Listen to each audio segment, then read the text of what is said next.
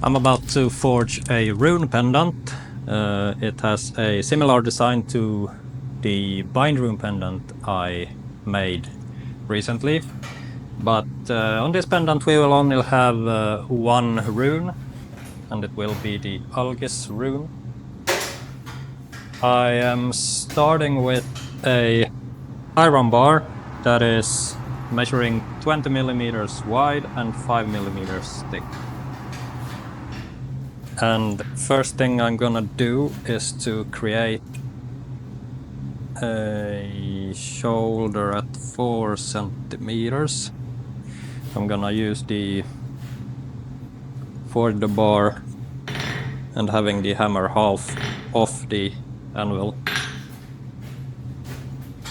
And 4 centimeters in, right there. And then I start.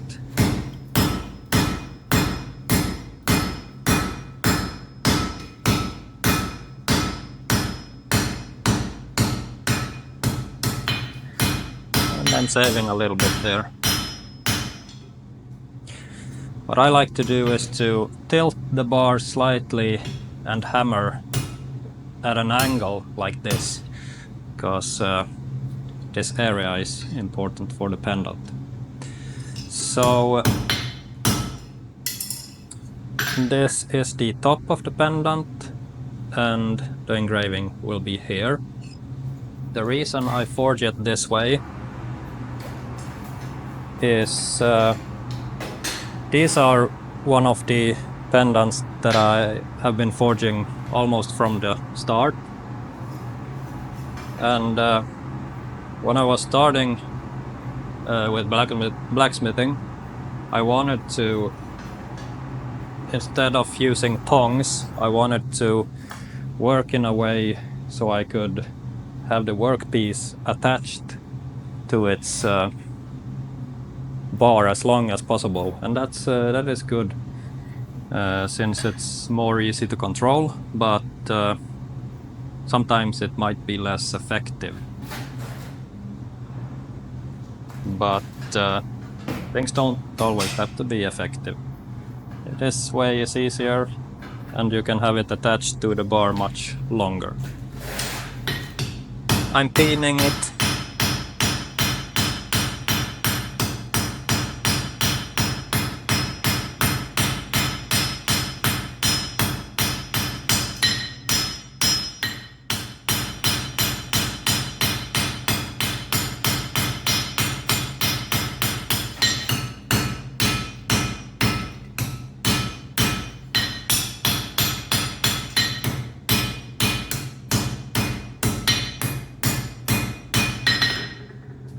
Like this.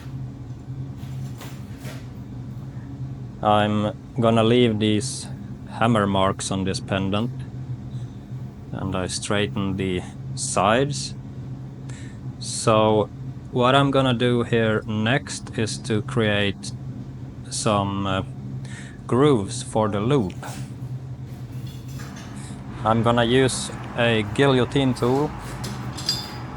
I got these kind of dies, they are rounded, quite narrow. The loop, I'm gonna force the loop out of a 3 millimeter wire, so the radius here is made so it fits a 3 millimeter wire. So I'm making right there.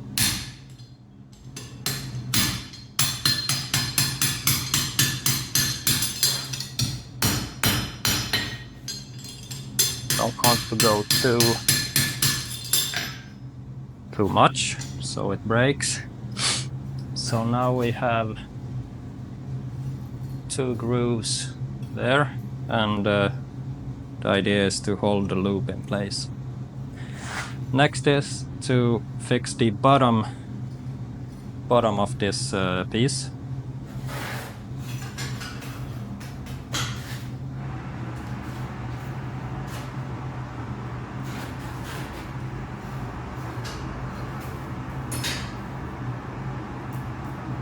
I normally do it in the guillotine, but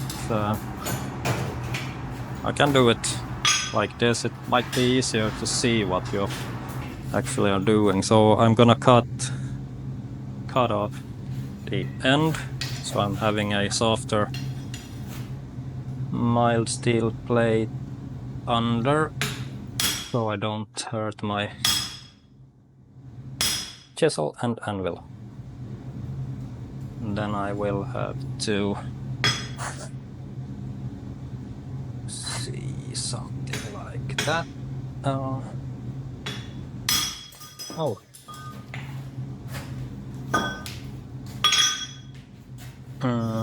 Let's see here.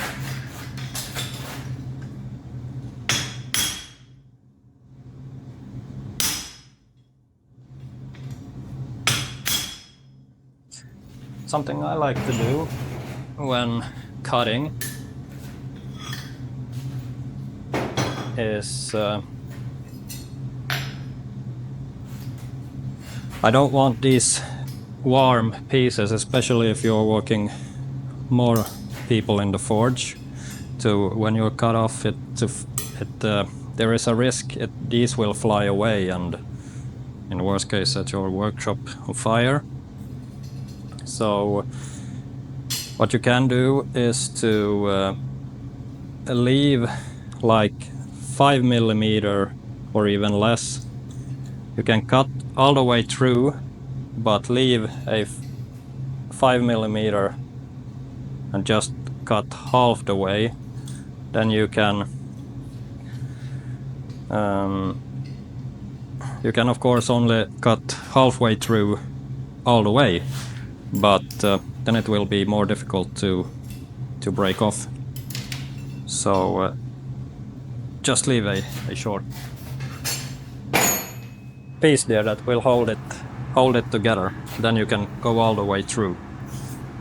I don't know if that makes sense. It's a bit difficult to explain, but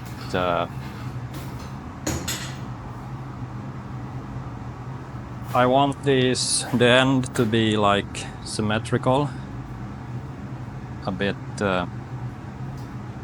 like that, and I saw that I didn't get it right when I was cutting, so I will need to adjust it. The center point is a bit off, and the angles shall be same.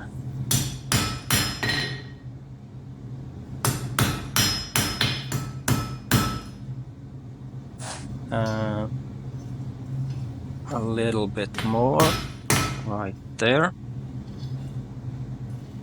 I'm changing the angle. Something like that. Gonna put the texture and see. Yeah, that looks good. I will go over it with a file again. So now it's time to cut it off from the bar.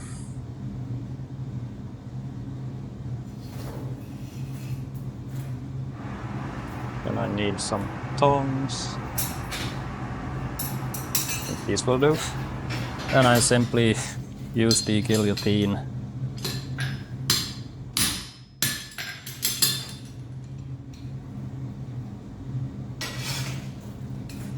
like that. And I'm gonna spread out the end a little, so I'm taking a last heat.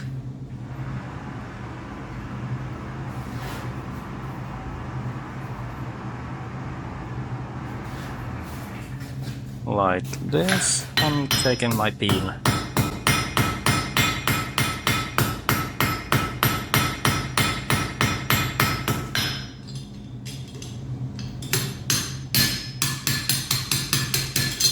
This makes the grooves a little bit deeper.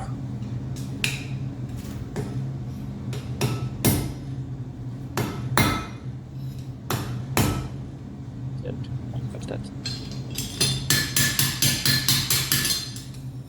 Like so. Now we have our pendant ready. Only thing that is missing is the rune, but I will let it cool down there and then forge the loop. And I need another stone.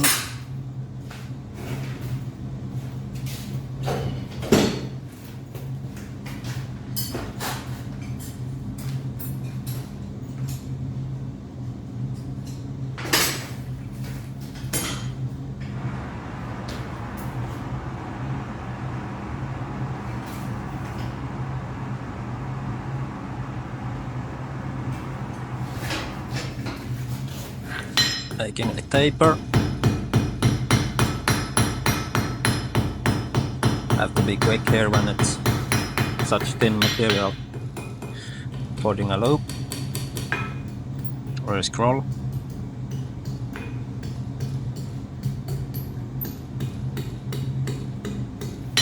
And then I'm gonna bend it a little bit like that. Perfect. Looks good.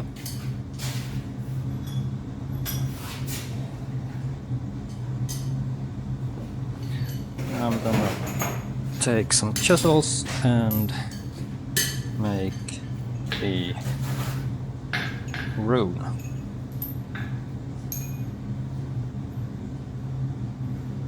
So I want to find the center here.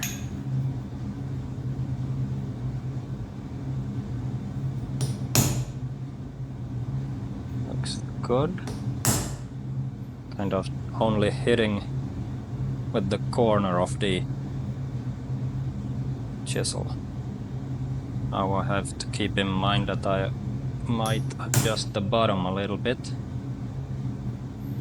So, but that looks good. I'm gonna start with center line, the main stave of the rune.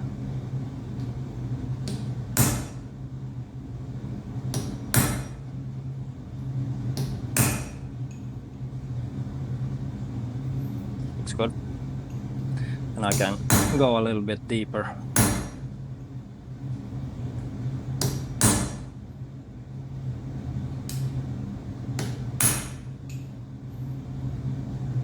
Then some light taps and moving it at the same time will even out the depth of the cut. So that looks good. Then we are gonna have 2 more lines, and one right there and another one to match. So I'm gonna tap a little bit. That looks good. I can go deeper on that one. Perfect. We'll have to, since we are not cutting away material here, it will be pushing around, and especially when these lines meet, we'll have to go a bit back and forth. That's good. Perfect. So next up I will attach the loop. I can do it now and then file. I used to do this on in the vise, but it should be possible to do here as well. If I'm pairing. So what I need to do,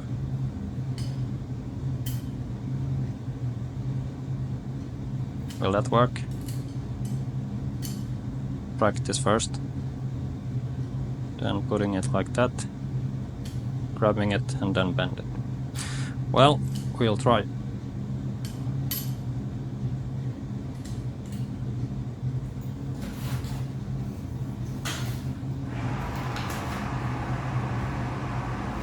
But yeah, this is easily done in the vise. just fasten the pendant in the visor.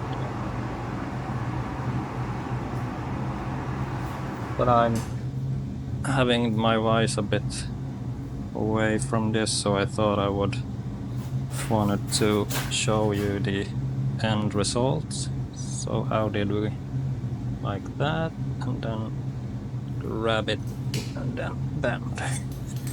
And I want it to be tight there. Well, that went well.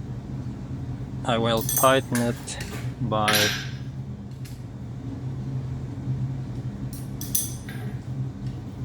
using the pin and hitting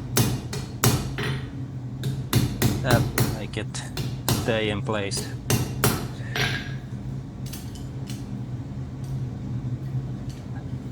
Yeah, we'll bend it to the loop and do some small adjustments, and then our pendant is ready. Do I have a wire brush? Yeah.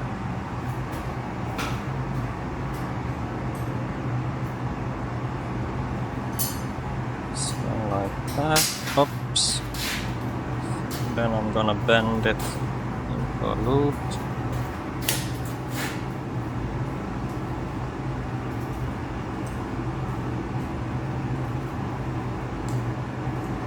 Using my scrolling tongs here.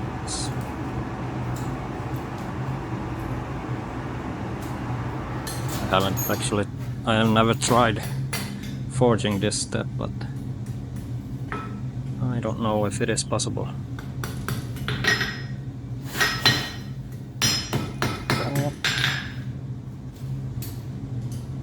Then I'm gonna do one last adjustment to this little scroll. It is a bit too much on the side.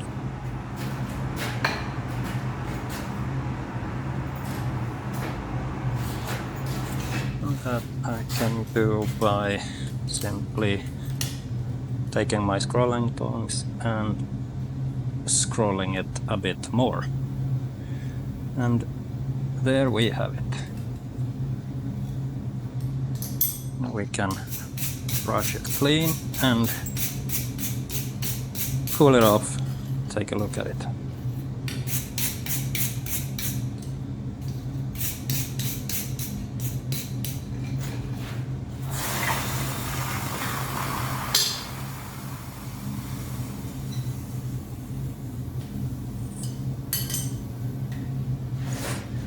Right.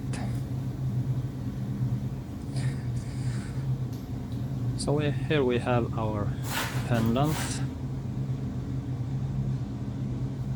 I will still go over the file. It might have some sharp edges here after the cut. Same on the top here. But yeah, pretty straightforward, this forging process. I like the loop part of this pendant, having it made in this way. It's a nice detail, if I can say it myself. So yeah, that's how I make these rune pendants.